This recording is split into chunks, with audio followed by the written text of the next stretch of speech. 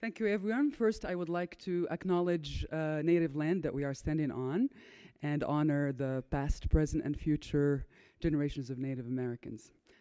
So my name is Mounia Mnouer, and I actually am from Morocco, so I came to the US as someone who studied abroad.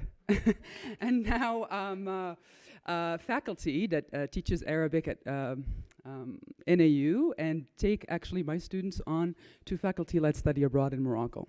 Yeah. And so it's just natural for me to do research on short-term study abroad or study abroad in general. And I don't know how that went there, but it's okay, it went there. First of all, I would like to thank our previous presenters for the valuable work that they've been doing. And some of the stuff that I will be talking about also kind of touches on what has been discussed in the previous sessions. Although American students studying abroad is still low, actually we have some data here from the Institute of International Education as of the year of 2016. And 64.5% of the students go actually on, it's doing the same thing, it's okay. Go on short-term study abroad. So short-term study abroad programs are very popular. 6 weeks or shorter, even 2 weeks, January term, summer terms. And also in terms of student demographics, 70% of students that go abroad are Caucasian. And which is interesting because we have actually a risk of homogenizing our student body when we talk about study abroad outcomes and who are these outcomes representing. So it's very rare to find that the literature is talking about how embodied elements such as race, ethnicity, sexuality, gender all interfere with the study abroad experience. So before I start talking about that, or what I'm doing, I would like to first just define a couple of key terms that I'm using in my presentation. So I'm using the embodied self, and I'm using the intercultural journey. So this presentation represents a narrative inquiry of 7 diverse students, undergraduate students from a Northwestern university, and how they make sense and they make meaning of their experiences using storytelling, narratives. So basically interview data was the main data method that was used in this presentation. So embodied self is basically, it means the personal experiences and how they depend on the body that experiences these experiences, whether they are emotional, social, racial, first generation student, are all embodied elements. That's what I mean by embodied. And I'm using embodied narrative for this presentation because I report the narratives and the stories that these 7 students told me about these experiences. I also will be talking about, so this journey, the intercultural journey, we know, so we had this conference that we're in has the word intercultural competence. So we talk a lot about intercultural competence, the skills that someone needs to possess to be able to communicate effectively and appropriately while communicating with people from different cultures. I like to use the intercultural journey because it is a path that one can go on, and I can also shift. And also it means that if we are competent in one culture, let's say, it doesn't mean we can be competent in another. So it is still kind of this ongoing process that not only includes being abroad. Before going abroad is still a part of that journey. And also returning from that study abroad experience when you're back. When you're not just back, but when you're back for a while. How does that study abroad experience translate into your personal life with your family, in your home institution, in your major, in how you shift your thinking about what major you should pursue or change, all of that. So this is what I mean by intercultural journey. So like we said, there is a risk of homogenizing study abroad outcomes. We've seen so many articles done on how study abroad contributes to career goals and personal growth and language development and intercultural competence. But again, who are we interviewing? Or who are our populations that say that actually they experience this? This is basically where this research comes in. We use also developmental models of intercultural competence in teacher training, and also a lot of leadership in universities, in centers of international education. One that I'm sure you're familiar with is the Bennett developmental model of intercultural sensitivity, where you have a continuum that goes from an ethnocentric to an ethno-relative view when you are interacting with people from a different culture. Very good. We probably use it a lot when we have students come in and saying, I don't know, the culture is, it's very, it's okay. You are in the maybe minimization stage, or you are in, you're going to accept that, but wait for it. So again, here, is everybody going to experience that continuing the same? Or through the same stages, in the same time, and in the same manner? One has to wonder.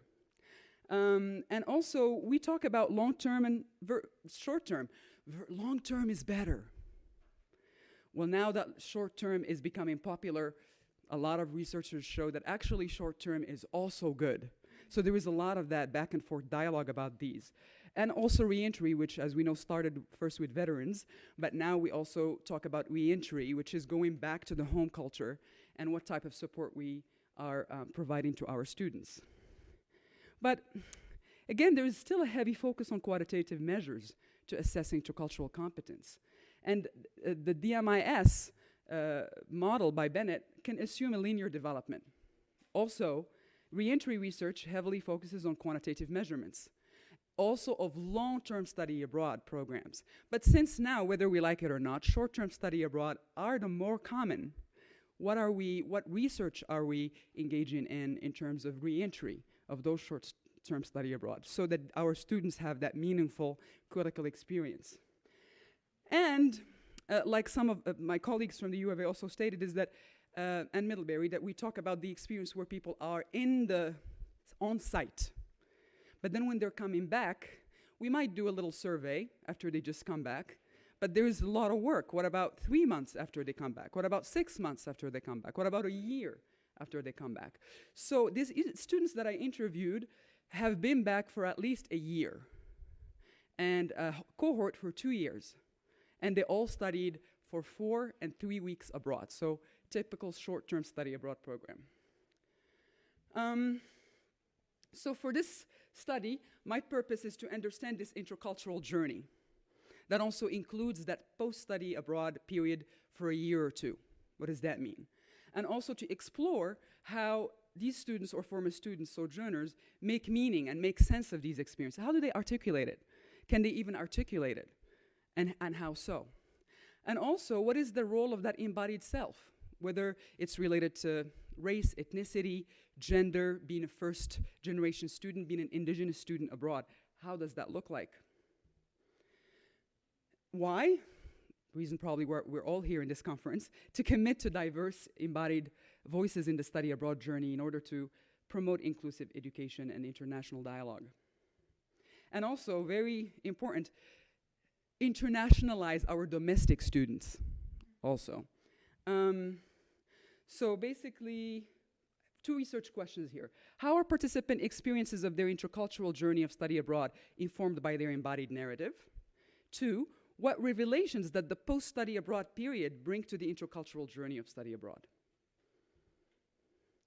And I'm using here the experiential learning by our philosopher John Dewey.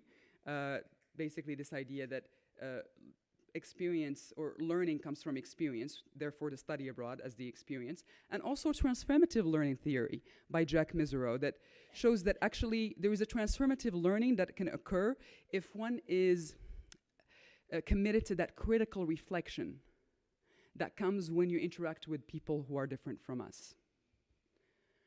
And narrative inquiry, I use Clendenin and Connolly. And narrative inquiry basically is a qualitative method that could be defined as a way of understanding experience. And when people tell their experiences, they could be telling it from different temporality, like different time in a specific context, and also in different places. Our stories can shift in the time we tell them, the place from where we tell them, and also our social contexts. So interviews, that was the primary data. Artifacts, so I asked some students to bring photos or videos or anything to kind of help them recall their experiences. And I also used a demographic questionnaire because I wanted to know who my participants are. These are obviously names that they chose for themselves. So we have Abdurazak, and we have Amina and Jesus. They all went to Morocco for 4 weeks. And so Abdurazak is a white male, Jesus is a Mexican-American male, and Amina refers to herself as half black, half white. So I just wanted to put how exactly the students refers to themselves. And they were all, as you can see, they're majors, very different majors. They all came back, and they actually did not travel, and so basically they were back in the United States for, this is for the Morocco cohort, for over 2 years since I interviewed them. So they had that long-term staying back in the home culture. There's also Sophia and Rick. Sophia identifies herself as white, Rick as a Pacific Islander Filipino male. And they went to Siena, Italy for 4 weeks as well. And they have been back for at least a year since I interviewed them. There is also Natalie and Rosa. Natalie is a white female, and Rosa is a Latina female. And they have studied in France for 3 weeks. And they have been back for at least also a year and a half since I interviewed them. So they all basically are in that long-term, however we define long-term, because 50 years can also be a long-term. But this is what I did. And important revelations for the findings. So the principal theme that emerged from the narrative is that embodied theme that we talked about. So all of these participants reflected on gender, on sexuality, on race, on ethnicity, and on nationality and national identity, being an American abroad, also on what that brings. So what I'm going to do is I'm going to be sharing some of their narratives, since it's a narrative, some of the quotes that they said, and discuss as I go. So Sophia, white female who went to Italy, was still making sense about her the gendered identity of an American abroad, and how some of the males were looking at that. And so she was describing that some of the Italian men, she said, they're pushing the American guys. I also think it might be because I'm American. It's kind of like that whole, oh, she's an American girl. A lot of Italian guys think that American girls are really easy. So she really found that. So what are we doing about that? How are we preparing our students to talk about gender and how gender is viewed in different cultures? Jesus here, he describes himself as gay Latino, studied in Morocco. Morocco is a Muslim country. So here he talks about how the experience after coming back allowed him to be able to compare and contrast issues of women or women issues in Morocco, also in the United States. And he said, I feel like I can comfortably talk about my experiences. When I talk about identity, or gender expression, I can talk about or compare what kinds of issues that are prevalent here for women versus issues that exist for women in Morocco. And I think it's cool to have those experiences and being able to talk about them. Sophia also, which is the same person that was talking about her experiences with some Italian men, said that after coming back, she decided to just be very headstrong and like speak up more. And so she said that I become more of an advocate for women in STEM and wanting to help fix immigration problems and becoming more outspoken about stuff that's been going on that I've been noticing, especially in the United States. This idea of you go abroad, but then you come back, not just to learn about abroad, but learn about your own home country and what the things that you could do from here. Was very interesting. Jesus here is talking a little bit about his experiences as a gay Latino in Morocco. So being homosexual is illegal in Morocco. So even if there are homosexual men or women in Morocco, it means, or gay. I don't like to use that word homosexual, but that's how he referred to himself. And so he said that it was fear and he couldn't reach out to some of the men there. And he said, I think it would be useful for me to understand what it's like to live in Morocco and identify it as homosexual or any queer identity. It might have been fear. that I couldn't go and reach out to other men. And he said also, but after coming back, he started thinking about it. And when he went to grad school, he worked with the Office of Inclusion and the LGBTQIA. And so he said that I think of that experience of being abroad, and at that time not having been very comfortable of sharing my experiences as a homosexual Mexican-American man, but also seeing over there how it's illegal and understanding, well, as I become more comfortable, I should be open to sharing or discussing my experiences and also advocating for people who might not have the same privileges as I do. In the US, also, not just there. And Rick, who went to Italy and as Pacific Islander Filipino, was talking about his identity as a heterosexual male and how it was very hard for him to have other men in Italy, like when they greet, touch him and be very, like that social distance was very puzzling for him. So he's still trying to figure it out. And he says, every time I would see him, his friend from Italy, he would come up and he would put his hand over my neck. Hey man, how are you doing? Stuff like that. And then all of my other friends that are waiters do the same thing. They're always like touching me and stuff. And I'm like, dude, back off. I don't know. I never really said that, like, chill out, don't touch me. So he's still trying to figure out that. Also, here, in terms of ethnicity and race, very important revelations. So Rosa, as a Latina, felt that she was kind of like not left out in that city by the people that she encountered in that city in France, in Vichy, where she was saying that other friends who actually had like blonde hair and blue eyes received more attention than she did. She has brown hair and brown eyes, and she was saying that I don't really know why they would have thought I looked like. I don't know if they see a lot of like Mexican American or Mexican women. Maybe that's why they didn't talk to me as much. I'm not really sure. So she's still talking about it or thinking about it after a year and a half. Still, and it comes from somewhere. If someone thinks that because of their ethnicity or how they look like, it means that we're not talking about this enough. Abdurazak, who's a white male that went to Morocco, is talking about how he realizes his white privilege as a male, but at the same time he wants to be an ally for people of color. And he was talking here about the NFL.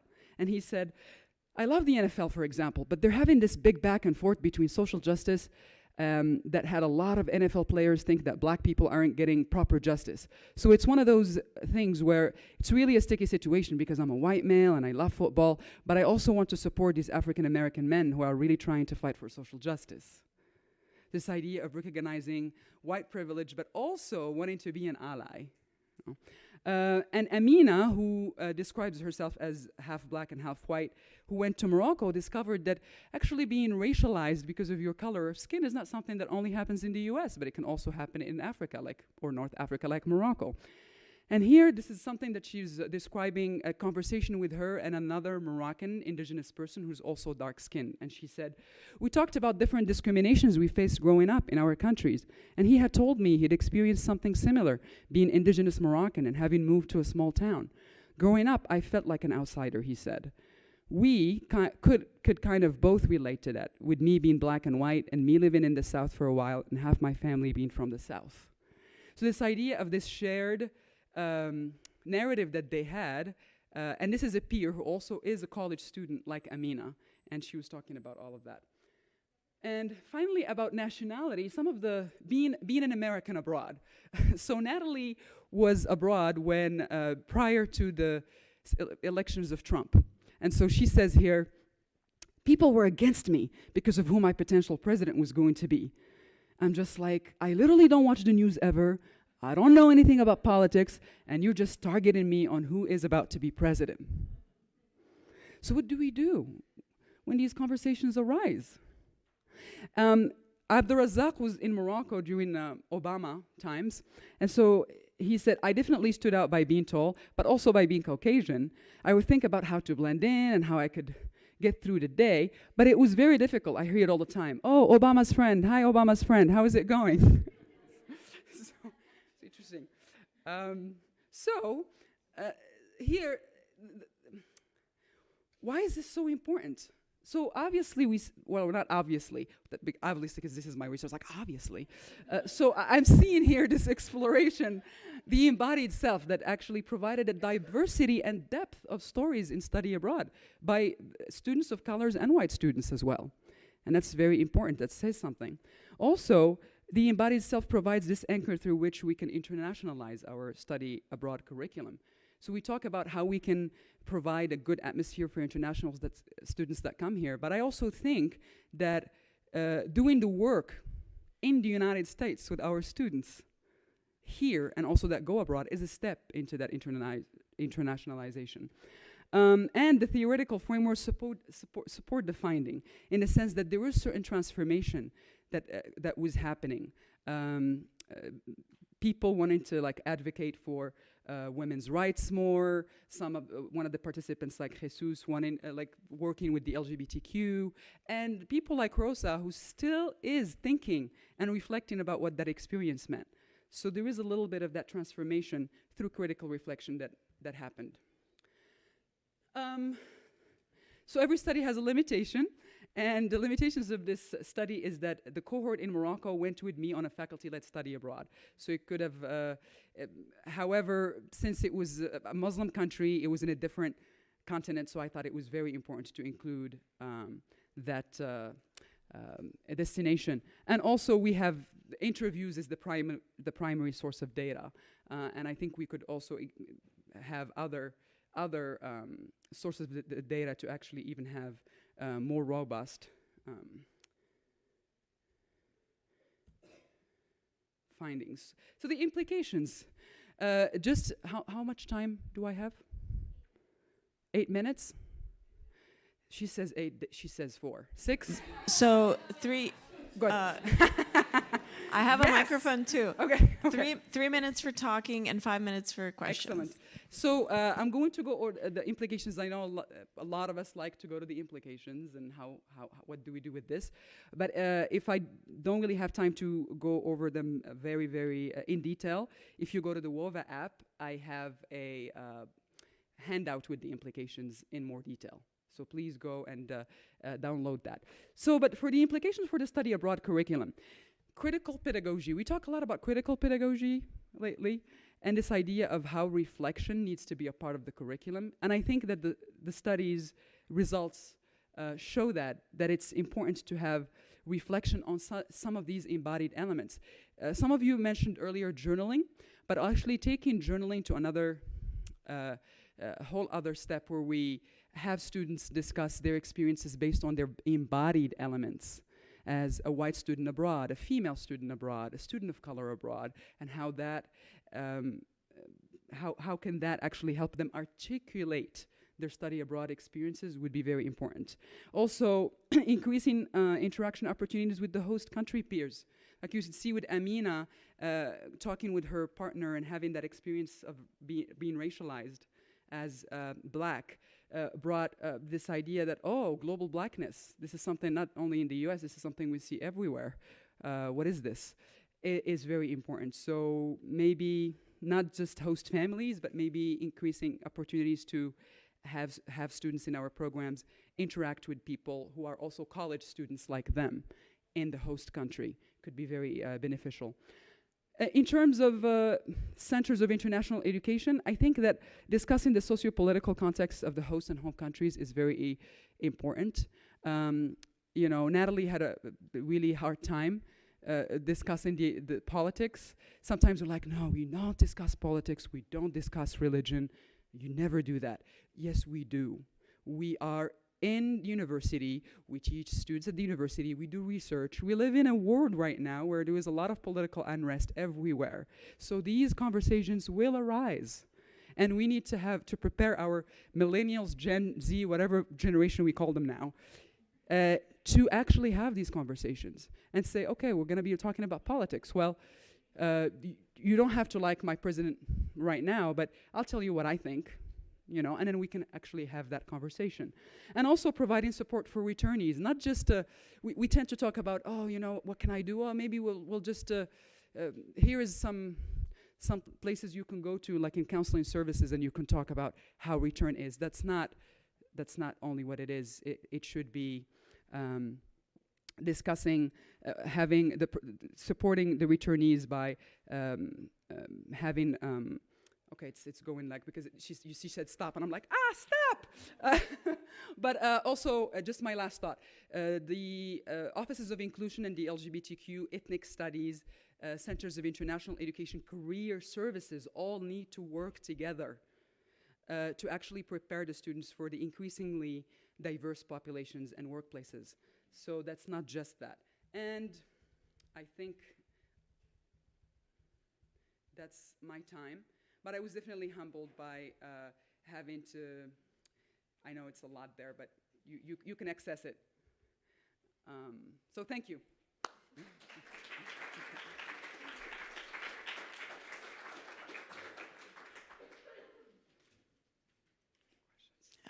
We have 4 minutes for questions, Yes. and we have a microphone. Okay, I think there's one. Could you talk a little bit about the questions that you asked these students to get these responses? Were you asking them about their embodied experiences, or did those themes emerge from their narratives? Very good. Yes, they emerged from the narratives. I decided to do an emic methodology when I was doing the interview. So my questions were basically a lot of WH questions. When you came back from your study abroad experience, what was life like? Were there any experiences or any instances that happened to you now in the United States at work or with your family or in the workplace or in the university where you actually thought about your study abroad experiences? And it was just the flow of the questions was just going this way. Anything you would like to add? And there are times where sometimes students would say certain things. I don't know, it was just hard, like being a black student, I didn't know. And then I would ask them, like in the next interview, can you please elaborate a little bit on that? What did you mean, but it was hard for you? So and that's the thing with the narrative inquiry as well. You need to just have it come out of the data of what, and then once you have that that trust that you establish with your participants, they are willing to tell you everything. So I didn't want to just be like, did you have any revelations about race in terms of being abroad? Tell me about that. So it was just basically like, how was your experience? Why was it hard? And then they would basically, and we spent about an hour to 2 hours every time. And back and forth with emails, and then I would tell them, this is basically the themes that I thought you said, would you please elaborate? Are they good? So we negotiated that meeting that way. Yeah. Thank you. I can send you the interview sheet if you want. Did you also ask a question about the motivation for a possible further study abroad on longer term? Yes. Based on the experience they had in that short-term experience. Yes. Actually, a couple of these students are already abroad right now, working as ESL teachers. A lot of them wanted to actually continue and go back to the same places or other destinations to actually work. But yeah, it did come out. Some of them we're just like, well, it was a great experience. Now I have to graduate and start thinking about what I want to do. So there is still a little bit of that. How do you articulate your study abroad experience when you are going for a job interview is still what we need to work with. That's one of the implications, this idea of that, how do we prepare our students to actually be able to talk about their experiences in such a manner that it's clear to them and also will allow them to be in that competitive, it's true, competitive, like workplace. So yes, some of them actually did go abroad and furthered their study, and some of them went to grad school. Yeah, and they're still thinking about it too, so. Yeah. We're gonna go ahead and save questions for the coffee break. My apologies. Thank you, everyone.